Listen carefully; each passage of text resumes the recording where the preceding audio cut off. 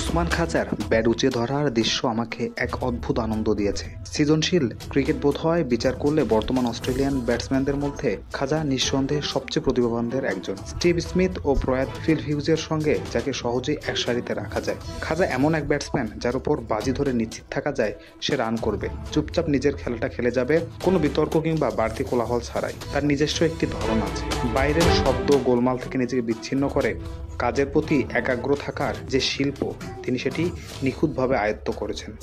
তবে মাঝে মাঝে মনে হয় ক্রিকেট অস্ট্রেলিয়া কি সত্যি তাকে যথাযথভাবে ব্যবহার করেছে? আমি কোনো অনুমান ভিত্তিক অভিযোগ তুলছি না, পরিসংখ্যানই যেন আমাকে এমন ভাবতে বাধ্য করেছে। শুধু টেস্ট ক্রিকেটের দৃষ্টিকোণ থেকেই এমন বলছি। এশিয়ায় মাত্র 20 ইনিংসে 83.9 গড়ে 1342 রান করেন, তুলেছেন 5টি শতক। খাজাকে এর আগে এমন রূপান্তরিত হতে হয়তো কেউ দেখেনি।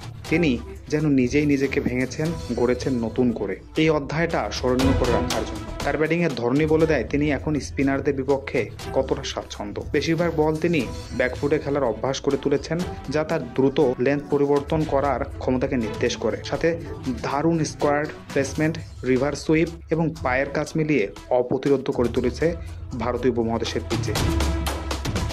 এশিয়ায় 2018 সালে অক্টোবর থেকে তার চেয়ে বেশি রান তুলেছেন 13 জন, যাদের মধ্যে 12 জনই এশিয়ান। ব্যতিক্রম শুধু জরুট।